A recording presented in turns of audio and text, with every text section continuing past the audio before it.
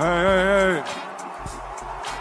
Alright y'all, well I cannot believe I'm about to say this, but the Charlotte Hornets are playing fun basketball again. Now as I'm sure we're all aware, for the entirety of this current season, the Charlotte Hornets have been one of the worst teams in the NBA, just record-wise, eye test-wise, stats-wise, they have consistently been at the bottom. But during the trade deadline, they essentially did a mini blow-up of their team as they tried to build around their young stars in LaMelo Ball and Brandon Miller, and so far it's paying off. They got rid of Terry Rozier, they got rid of Gordon Hayward, and they have brought back guys like Grant Williams, Seth Curry, Vasily Micic, Tre Mann, who obviously we'll be getting into a bit later. But since adding all those guys to the lineup, the Charlotte Hornets are undefeated. Now, I get it, small sample size, it's only been 3 games, but if I can, just real quick. During those 3 games, the Charlotte Hornets are 11th in offensive rating, 3rd in defensive rating, and 5th in net rating. And again, I know, small sample size, but the reason I bring this up is because the Charlotte Hornets, after the All-Star break last season, were actually one of the better defenses in the NBA. From that point, All-Star break on to the end of the last season, they were 8th in the NBA in defensive rating. And this all made me think of that Steve Clifford, I think it was like a post-game press conference he had a little while ago this season, where he said that the team plays hard and they play well enough to win games, they just aren't talented enough. So, I'm thinking that maybe this trade deadline, this reshaping of the roster, has brought enough talent to Charlotte and for Steve Clifford to finally go out and win some games, because that defense is starting to shape up again, and I wouldn't be surprised if the Hornets are actually a competitive team for the rest of the season. And now let me be clear before we actually dig into the Tre Mann stuff, I'm not saying they're going to sneak into a play-in spot or anything. That is probably out the window. That was out the window about 2 months ago. But again, do not be surprised if the Hornets pull off some good wins for the rest of the season, especially once they get LaMelo Ball and Mark Williams back, as they continue to build towards a winning team. Now, let's talk about Tre Mann. Because during his first 2 seasons when he was in Oklahoma City, I feel like Tre Mann got kind of a cult following. He was a fun player to watch. I think the main thing that people liked about his game was the amount of space he was able to create, when isolating, and he had the ball in his hands, and it's something that is just very easy for even, casual NBA viewers to pick up on and say, wow, that's really cool what that guy does. Now, the unfortunate thing was that he just never really stuck in the Oklahoma City Thunder rotation. Last year, he appeared in 67 games and averaged about 17 minutes a game, and again, just never really found a spot in that rotation. So much so that once this season came around, the Thunder started competing and being a team that is now in the playoff hunt for that top seed, and he's just nowhere to be found. He appeared in 13 games, only averaged 9 minutes a night, was back and forth between the NBA and the G League. So for better, for worse, we as NBA fans just haven't seen Tre Mann in quite some time. So it definitely came as a surprise when he was announced in the trade to the Charlotte Hornets for Gordon Hayward. Hornets immediately throw him in the starting lineup, give him 30 minutes a night, and he has been absolutely balling out ever since. I didn't see this coming. I don't think a lot of other people saw this coming. I feel like there are maybe a few people that stuck out on Tre Mann Island who might have seen this coming, but it's still amazing. Across his first 3 games in Charlotte, Tre Mann is averaging almost 14 points, 7 rebounds, over 7 assists, with over a steal per game. The shooting splits are great, 45% from the field, 46% from 3 on over 4 attempts a game. And dare I say, watching the tape, it makes him look like an even better player than the stats suggest. Now, the first thing to note is that, yes, the space creation and shooting are very much still there for Tre Mann. In the most recent game versus Atlanta right before the All-Star break, he went off for 4 threes and was letting it rip, a lot of catch-and-shoot opportunities, but he did have one of his patented step backs where, again, I'll say it, the space creation is very evident. He is still very much capable of dropping defenders off. Now, what I enjoy about Tre Mann is this ball handling isn't just for flashiness and taking step back jumpers. It's also very useful when he's driving to the rim and, dribbling through the paint and trying to avoid defenders. He is really good at keeping his dribble alive with that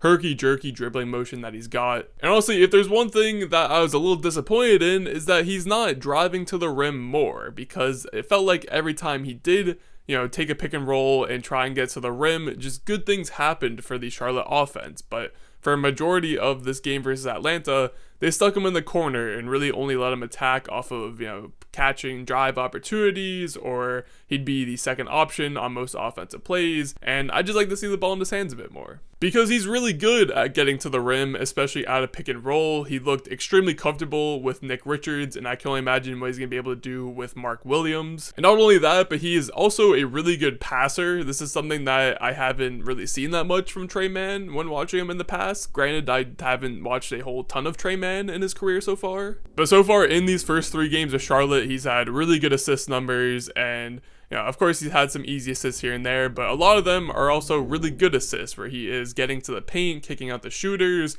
running pick and rolls, and lobbing to his bigs. Even just his ability to drive to the rim, draw multiple defenders, and dump it off to the big men are all really good signs of a solid future for Tre Mann as a point guard, or just guard in general, that's able to score first and pass second. And again, I really loved his patience on a lot of these pick and rolls and drives to the rim. There was one play in the Atlanta game that really, took me out of my seat, where he was just absolutely dancing on the defense, snaking pick and rolls, and then had a beautiful wraparound pass to Nick Richards for the layup. Now, Tre Mann also surprised me in the other areas of his game as well.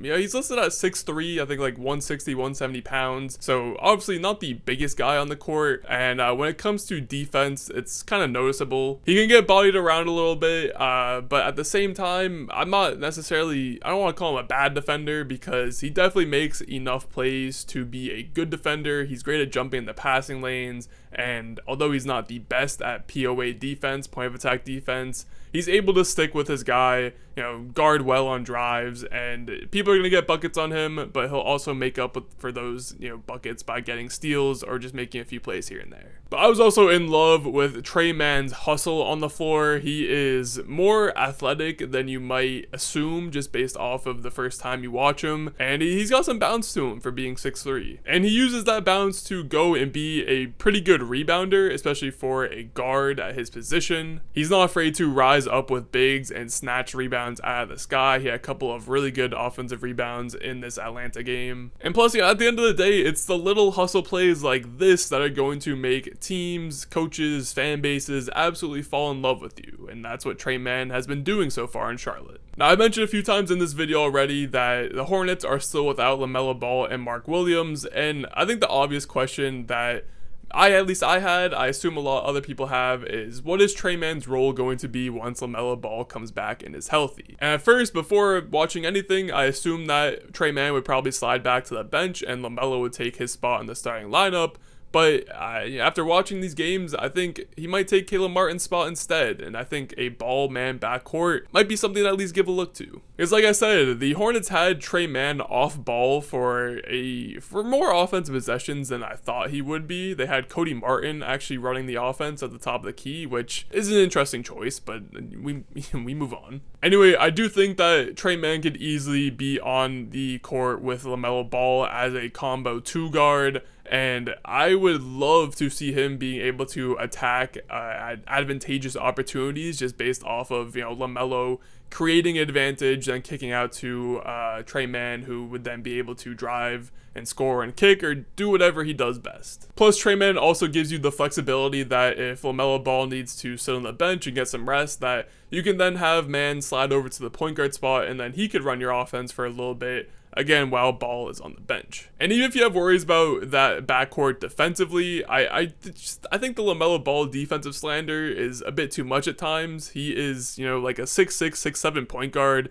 has a ridiculous wingspan. He moves well when his ankles aren't completely shot and battered up. And again, like I said, it's not like Tre Mann is an absolute negative defender. He is someone who can stick with his guy and get you some steals here and there. So overall, I don't think it'd be terrible. I don't think it'd be a bad situation at all. So again, overall, it's been 3 games. We still have a lot of time to digest this Tre Mann in Charlotte fit. Maybe he ends up being one of those missing pieces that the Hornets want to surround LaMelo Ball and Brandon Miller with, or maybe he's just someone that helps the team win a couple of games and he ends up moving on to a new opportunity. We'll have to find out. Regardless, it's been really fun to see Tre Mann finally get a good opportunity in this league, getting 30 minutes a night, even if it is for the Charlotte Hornets, because he's been hooping. It's been really fun to watch. I know Eric Collins has been having a blast watching Tre Mann launch deep threes. The dinner table.